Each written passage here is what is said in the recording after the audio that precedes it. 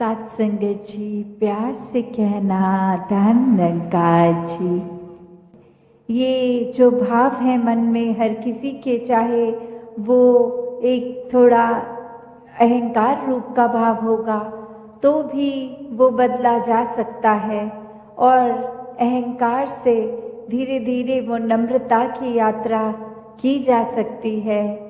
तो बात वही कि भक्तों के संदेश में ये स्वयं को बदलने की जो बात होती है वो क्यों होती है, भक्तों का जीवन संसार के अन्य व्यक्तियों से अलग क्यों होता है, कैसे होता है।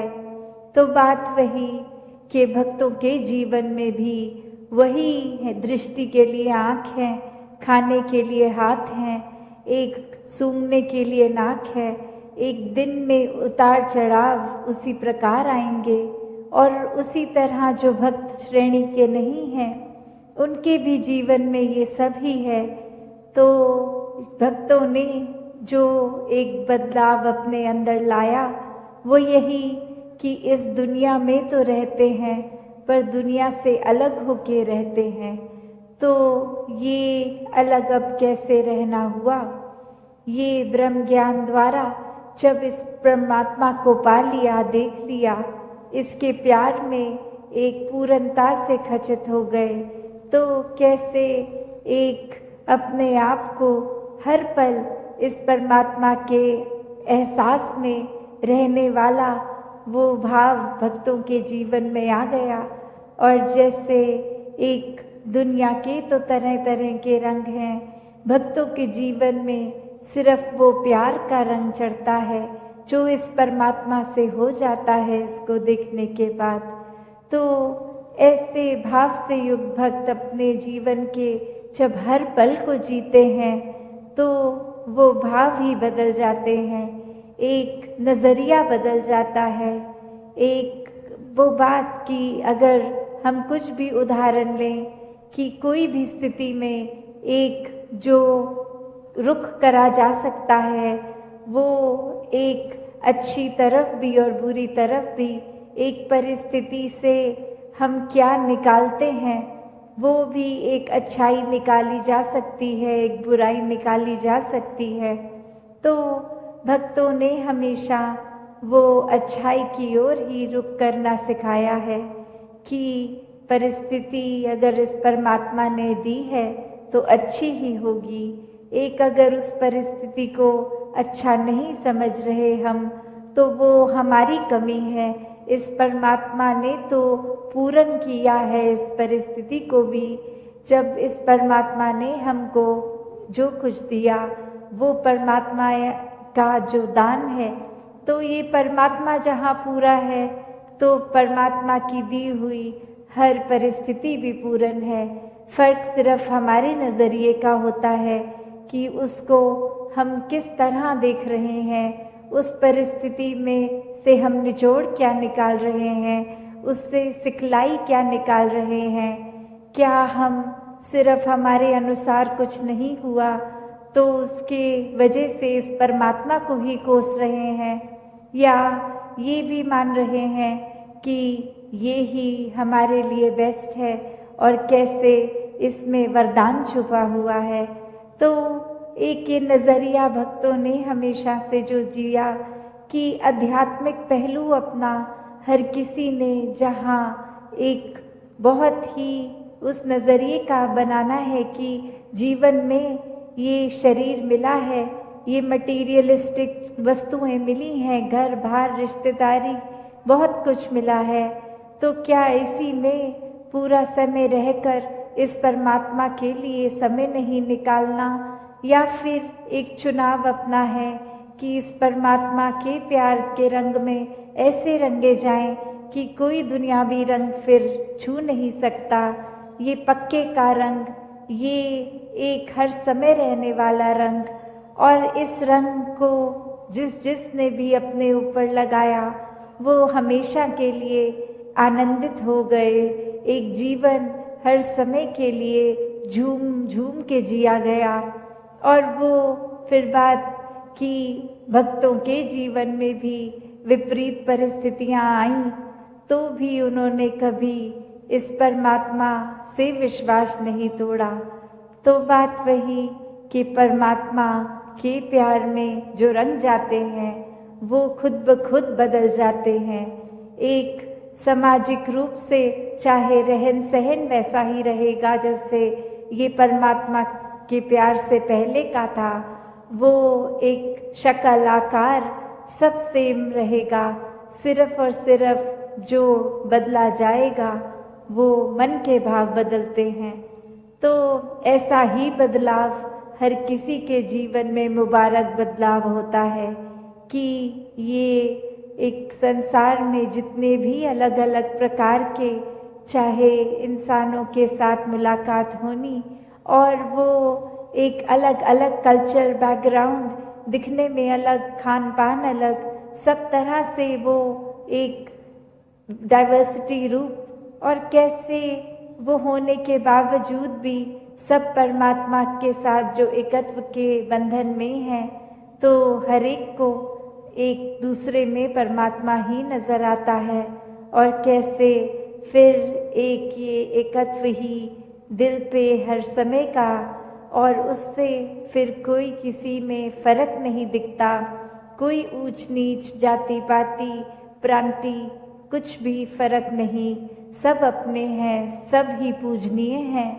तो कैसे ये परमात्मा का वास तो पूरी सृष्टि के कण कण में है, और वहीं जो हर किसी में भी, और यही परमात्मा को देखना ब्रह्म ज्ञान है कि इस परमात्मा को जब हर समय के लिए ये दिखाई देगा कि हर जगह ही मौजूद है, तो फिर एक जहाँ अपनी भी चेतनता जाग उठेगी। एक जो सच्ची दात है, जो भक्तों ने युगों युगों से समझाई है कि दुनियावी एक दौलत तो आज है कल नहीं, इसने बदल जाना है, एक माया का रूप बदल जाना है, घर परिवार सोसाइटी सब बदल जाएगा, पर सिर्फ और सिर्फ एक चीज़ जो अपनी जगह में कायम दायम शुरू से थी, अभी भी है, और ये संसार खत्म होने पे भी रह जाएगी, तो वो बस ये परमात्मा, ये निराकार है।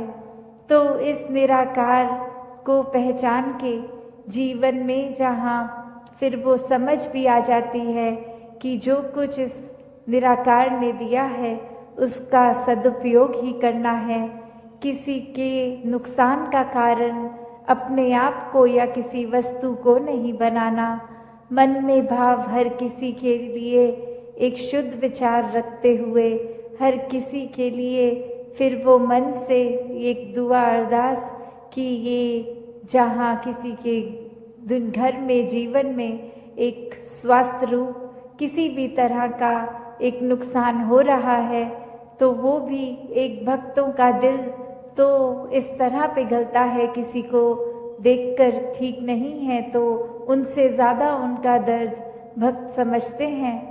तो कैसे ऐसे वाले जीवन को मुबारकबाद जीवन कहा जाता है। ये एक परोपकारी जीवन होता है, अपने लिए सेल्फ सेंटर्ड होके, सेल्फिश होके, ये अपने ऊपर केंद्रित नहीं, पूरे संसार की भलाई के लिए भक्त अपना जीवन लगा देते हैं, पूरी ह्यूमैनिटी, पूरी मानवता के लिए ये संसार में आकर। तो कैसे जहाँ एक मन में भी भाव होते हैं कि ये एक समान अगर नहीं भी कोई दिख रहा पर सब ही एक है, तो भाव वही कि भक्तों ने युगों से ये जो संदेश दिया है कि कैसे इस परमात्मा को जानकर फिर अपने जीवन में बदलाव आ सकता है कि इंसान बनो। तो किस तरह ये जो हमारी धरती है इतनी सुंदर है, पर्वत भी है, इसमें रेत भी है, पानी समुंदर के तरह, किसी नदी की तरह, या कितना सारा अलग तरीके से पानी भी जहाँ है, तो इतनी भिन्न भिन्न तरह से ये जो धरती में दिखने के लिए तो काफ़ी अलग चीज़ें हैं जिसकी हम सुंदरताएं निहार सकते हैं। तो इसको खूबसूरत ये जो बना रहा है, अगर हम हर एक के गुण भी देखें कि ये जो कुदरत है उसमें अगर जहाँ पहाड़ की जिक्र आ रहा है तो पहाड़ वो कितना ऊंचा, कितना मजबूत, कितना उसमें एक हाइट भी होती है। तो कैसे अगर पानी की ओर देखें तो कैसे नदी नीचे की तरफ आती है और अपने इस सागर रूप में मिलती है, कैसे जो रेत होते हैं ये हवा के साथ मिट्टी की जब बात आती है तो धरती में कितनी खूबसूरती है, हर एक चीज़ की अपने आप में कितने सारे गुण हैं। फिर भी ये आपस में जब रहते हैं आपस में टकरार नहीं करते। और कैसे हम इंसान इसी धरती पे जब आकर रह रहे हैं तो ये सब चीज़ें हमें दिख रही हैं पर हम इसको खराब करने की ओर लगे हुए हैं। ऐसे ही अगर हम अपने मन की तरफ भी झांकें कि कैसे हम एक इसमें संसार में आए तो हैं, चाहे कोई कैसा है, किसी का हमसे फ़र्क है, चाहे कोई दिखने में हमसे अलग है, चाहे वो भोजन अलग तरह का खाते हैं, हम अलग तरह का खाते हैं, या कोई भी ऐसी बात जो हमको एक दूसरे से वो फ़र्क दिखाती है, तो हम अगर उस फ़र्क को फ़र्क की तरह ना देखें, हम उसको ये मानें कि जैसे ये संसार में यूनिटी इन डाइवर्सिटी की बात है, ये जो भिन्न भिन्न प्रकार के जो फूल हैं उनकी अपनी अलग महक है, तो कैसे हर एक चीज़ जो दूसरे से चाहे कितनी भी अलग दिखती है उसकी रिस्पेक्ट इस तरह करनी, उसका सम्मान इस तरह करना कि ये बिल्कुल हम जैसा है, हमें तुच्छ भाव से नीचे दृष्टि से नहीं देखना, हमको उसकी जो भी खूबसूरती है, जो भी गुण है उस व्यक्ति में भी वो गुण सिर्फ ग्रहण करने हैं। तो कैसे ये वही उदाहरण कि चाहे पहाड़ है, चाहे नदी है, चाहे रेत है, तो ये सब चीज़ें जब आपस में एक दूसरे से अपनी तुलना नहीं करती या दूसरे को ये नहीं दिखाती कि हमारा काम तुमसे ज़्यादा इम्पोर्टेंट है या हमारे अंदर ज़्यादा महत्वता है तुमसे, तो हम इंसान क्यों ये गलती कर जाते हैं जहाँ स्वयं को श्रेष्ठ मान लेते हैं। अगर उदाहरण के तौर पे हम अपने हाथ की ओर भी देखें तो हर उंगली दूसरी उंगली से अलग हाइट की है। अगर हम कोई कार्य कर रहे हैं तो जैसे अगर हमें कोई कुल्हाड़ी या कुछ पकड़ना है तो पूरी मुट्ठी का काम उससे आता है, अगर हमें भोजन करना है तो हमारी 3 उंगलियों का ही काम आता है, अगर हमें फ़ोन पे टच स्क्रीन पे मैसेज करना है तो वो सिर्फ अंगूठे से ही काम हो जाता है।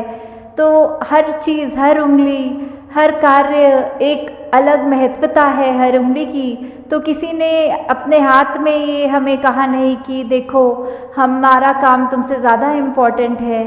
तो कैसे हम फिर भी एक कलाई से निकलते हुए ये जो भिन्न भिन्न दिखने वाली उंगलियां हैं हमारे हाथ में, ये जब एकत्व की तरह इकट्ठे एक हाथ में रह सकती हैं, दूसरे को कोई नीचा नहीं दिखाती, फिर भी जो अपना काम है वो पूरी ईमानदारी से करते हैं, तो ऐसे हम ये मनुष्य का शरीर जो हमारा है, तो फिर भी हमारे अंदर वो मनुष्य वाले, मानव वाले गुण क्यों नहीं बस पाते? क्यों हम फिर भी, क्योंकि दूसरा हमसे एक हमारे जैसा नहीं, उससे भेदभाव मन में नफरतें लाद जाते हैं?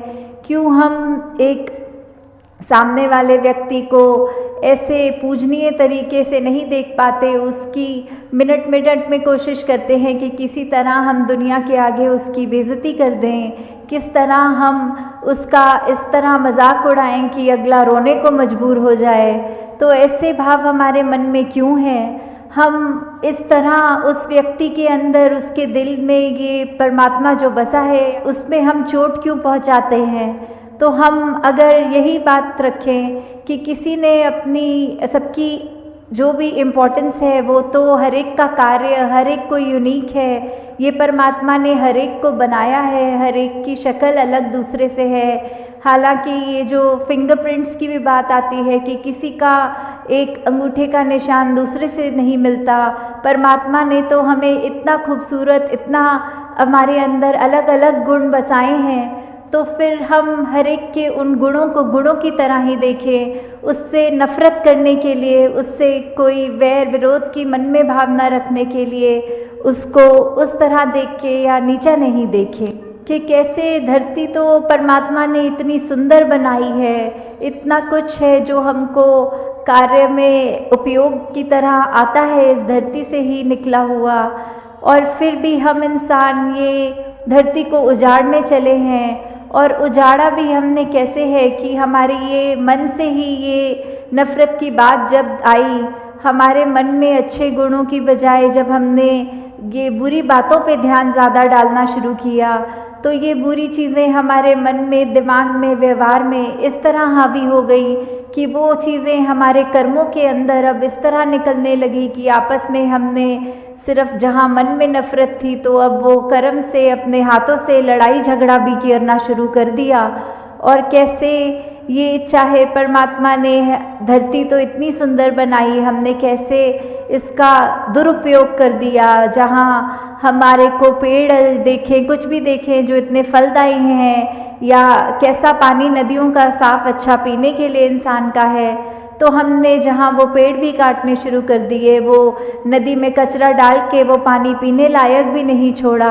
ऐसा कुछ भी अगर इस धरती का हम ये जो नेचर की तरफ से एक सौगात की तरह, एक गिफ्ट की तरह चीज़ मिली, तो कैसे हमने उसी को एक गलत रास्ते पे ले गए और हम कैसे उसको अपने सिर्फ हित देखकर और दूसरे की भलाई ना देख के सब उसमें उजाड़ने लग गए। और जो ये मानवीय गुण हमारे अंदर हैं, हमने तो वो भी नहीं देखा कि हम किस तरह किसी से व्यवहार कर रहे हैं। हम उसको अगर अच्छी तरह नहीं एक कंसिडर कर पा रहे दूसरे को, तो हमारा कोई ये भी हक नहीं कि उसको चोट पहुंचाएं। तो यही बात आ रही है कि सिर्फ ये परमात्मा ने तो अपनी तरफ से हमको इतनी अच्छी से अच्छी चीज़, हर कोई चीज़ अगर हम अपनी निजी ज़िंदगी में भी देखें कि चाहे हमारी आर्थिक स्थिति जो भी है, हमें एक घर मिला है, एक परिवार का प्यार मिला है, इतना सुंदर संसार हमारा उस घर के अंदर है, फिर भी हम आपस के मन मुटाव की बात करें, आपस में परिवार के कुछ हम 3-4 मेंबर्स ही अगर आपस में लड़ने लग गए, आपस में ही हम परिवार होने के बावजूद मन में नफ़रत रख पड़े, तो फिर ये इतनी सुंदर संसार जो हमें मिला है, या यही बात समाज पे वैलिड है, या जहाँ पे भी हम उठते बैठते हैं काम पे, तो वही चीज़ कि हम अगर अपने मन में दूसरे के लिए दया नहीं रखेंगे, करुणा नहीं रखेंगे, किसी ने कुछ ऊंच नीच हमसे बोल दी तो आगे से लड़ झगड़ लेंगे, और ना कि अपने मन को विशाल हमें जो बनाना चाहिए उसको हम तवज्जो नहीं देते कि मन को कैसे अपना बड़ा करें। दूसरे ने कह दिया तो कह दिया, अपना हम उसमें क्रोध क्यों अंदर लाएं, अपना हम उससे बदले की भावना क्यों लाएं। तो हमने जहाँ ये संसार इतना खूबसूरत है, वहाँ हमारी वजह से इस संसार में कोई बदसूरती ना आ जाए। हमारे कर्मों से हमारी ज़िंदगी खुश भी हो सकती है, और हमने अगर ऐसा कोई कार्य कर दिया जो हम अपना भी नुकसान करें, औरों का भी और इस प्रकृति का भी, तो हमें बहुत ही ये चेतनता हम सबके अंदर है, उस चेतनता का प्रयोग करना है। इस ब्रह्म ज्ञान जहाँ हमारे जीवन में ये रोशनी का कार्य कर रहा है, इस निरंकार प्रभु परमात्मा का जो एहसास कि हमारे अंग संग है, जब ये हमने जान लिया तो फिर हम जानबूझ के ऐसा कोई भी काम नहीं करेंगे जो हमारा भी नुकसान करे और अगले का भी नुकसान करे। फिर हम एक वो भाव हमारे ऐसे हो जाएंगे कि हम हर एक से प्यार करेंगे, हम हर एक के जीवन में थोड़ा किस तरह और उसका जीवन कंफर्टेबल कर सकते हैं, उसको क्या सहूलत पहुंच सकती है हमारे वजह से, फिर हम अपना फोकस, अपना ध्यान उस चीज़ में लगाएं। तो दातार सभी पे कृपा करे कि अपना जीवन हम सब बिल्कुल एक ये चलता फिरता प्रचार बन जाए, हमारे जीवन में सारे वो मानवीय गुण आए जो हमको इस संसार में खूबसूरती का ही हम एक संदेश खुद बने पहले और फिर दूसरों को दें। साथ संगत जी प्यार से कहना, साथ संगत जी प्यार से कहना धन निरंकार जी। साथ संगत जी, सत्संग का अर्थ है सही संगति करना, क्योंकि आपकी संगति ही आपके व्यक्तित्व को बनाती या बिगाड़ती है। साथ संगत जी, सतगुरु के ज्ञान से अपने असली रूप को जानेगा तो यह हरदेव परम पिता परमेश्वर को पहचानेगा। ज्ञान कितना अनमोलक है, इसकी हमने कदर करनी है। इसको सस्ता नहीं मानना। ये ज्ञान मिला है तो हम पदवी महापुरुष के पात्र बने हैं, जो बहुत ऊंची है। हमारा कर्तव्य है कि हम इस ज्ञान रूपी दात की पूरी पूरी कदर करें और उसी हिसाब से ज्ञान का इस्तेमाल करते हुए विचरण करें। साथ संगत जी, नवधा शक्ति, पहली भक्ति संतों का संग करना है। दूसरी भक्ति मेरी कथा प्रसंग में रुचि का होना। तीसरी भक्ति अमान विनम्र होना। चौथी भक्ति मेरा गुणगान करना, छल कपट को छोड़कर निष्काम निस्वार्थ निर्मल भाव से करना। पांचवी भक्ति विश्वास के साथ मेरे मंत्र सुमिरन का जाप करना और सबको नाम जपाना। छठी भक्ति भक्ति सरल सहज सज्जन और केवल मेरे आश्रय रहना। सातवीं भक्ति सब में मुझे देखना, मुझसे भी अधिक संतों की सेवा करना। आठवीं भक्ति जितना मिला है उसी में संतोष शुक्राना करना, सपने में भी किसी की बुराई दोष नहीं देखना। सत्संग जी, नवमीं भक्ति सब छल बल को तज कर केवल मेरे सिवा और किसी का भी सहारा नहीं लेना। खुदा में खो जाने से चिंता रह नहीं जाती। पहला तन मन धन प्रभु की देन है, इसे प्रभु का समझे। जब सब कुछ प्रभु का है तो फिर चिंता किस बात की। प्रभु अच्छी तरह से देखभाल संभाल करते हैं अपने भक्तों की। साथ संगत जी, कल की चिंता में आज नहीं खराब करना चाहिए। सब कुछ निरंकार पर छोड़कर निरंकार का ध्यान लगाना चाहिए। हर पल अच्छा और चिंता मुक्त हो जाएगा। कबीर ये जंग अधारा, जैसे अंधी गाय बछड़ा था सो मरी गया, वो भी चाम चटाया। अर्थात साथ संगत जी, कबीर के मुताबिक यह संसार अंधा अविवेकी है। जैसे कि एक अंधी गाय, उसका बछड़ा मर चुका है पर उसे ही बार बार चांट रही है। आदमी भी नश्वर शरीर में मन लगाता है। साथ संगत जी, कबीर देखी परखी ले, परखी के मुख खोल, साधु असाधु जानी ले, सुनी मुख का बोल। अर्थात साथ संगत जी, कबीर कहते हैं कि देख समझ कर ही अपना मुंह खोलना चाहिए, कुछ बोलना चाहिए। व्यक्ति के साधु या असाधु की जांच उसके वचन सुनकर ही की जा सकती है।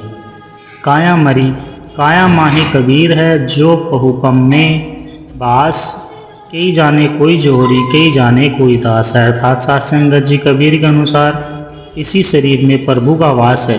जैसे फूल में सुगंध का बांस है, इस तरह इस तथ्य को कोई परखी या जोहरी जानता है अथवा कोई प्रभु का भक्त ही दास है। दोस्ती वो नहीं जो जान दे देती है, दोस्ती वो भी नहीं जो मुस्कान देती है। अरे सच्ची दोस्ती वो होती है जो पानी में गिरा आंसू भी पहचान लेती है। साथ संगत जी, आत्मा तेजस्वी और प्रकाशमान है। यह आत्मा के स्वरूप का ज्ञान होगा तो विश्व में सब कुछ अच्छा लगेगा, क्योंकि वह प्रकाश ही ऐसा है कि जिसमें सभी का प्रकाश शुभ ही दिखेगा। साथ संगत जी, किसे खबर कैसा होगा कल जो आने वाला है। इस दुनिया में क्या क्या हमको रंग दिखाने वाला है। थी जहाँ पर चहल पहल कल आज वहाँ वीराना है। कल हकीकत समझा जिसको आज वहाँ अफसाना है। रह नहीं सकेगे जग में किसी के बिन, किसी के सब दिन एक समान। कभी धन दौलत ताकत यौवन का मत करना अभिमान। कभी हाथ है डोर विधाता के, सब मिट्टी के खिलौने हैं। कहे अवतार की गोरे काले चाहे श्याम सलोने हैं। कोयले पर जब बहुत ज़्यादा प्रेशर दबाव पड़ता है तो वो हीरा कोहिनूर बन जाता है। जितना ज़्यादा दुख दर्द तकलीफ मिलेगी उतनी ही ज़्यादा कामयाबी तरक्की होती है। साथ संगत जी, मिटा दे अपनी हस्ती को अगर तू मर्तबा चाहे, ये दाना खाक में मिलकर गुले गुलजार हो जाता है। बीज जब जमीन के अंदर जाता है साथ संगत जी और सड़ता है तभी अंकुरित होता है। बिना खुद को मिटाए खुदा नहीं मिलता, आदमी की तरक्की नहीं होती। बिना टूटे दुख दर्द तकलीफ सहे बिना नया सर्जन नहीं होता। जिसने जितना ज़्यादा दुख तकलीफ झेला है उसको उतनी ही राहत मिलती है। साथ संगत जी, सोने को पिघलाकर हीरे को तोड़कर फिर से नया आभूषण बनाया जाता है। जीवन में जब भी दुख तकलीफ आती है तो ईश्वर हमें नया आकार दे रहे होते हैं, हमें निखारना चमकाना चाहते हैं। साथ संगत जी, संसार से टूटकर जो सतगुरु की शरण में आ जाते हैं, सतगुरु टूटे हुए को जोड़कर फिर से सजा देते हैं। सतगुरु शिल्पकार होते हैं, सतगुरु भाग्य विधाता होते हैं। परम अनंत ब्रह्मांडों के निर्माता निर्देशक है, अपने भक्तों के जीवन में नवीन सर्जन करते हैं।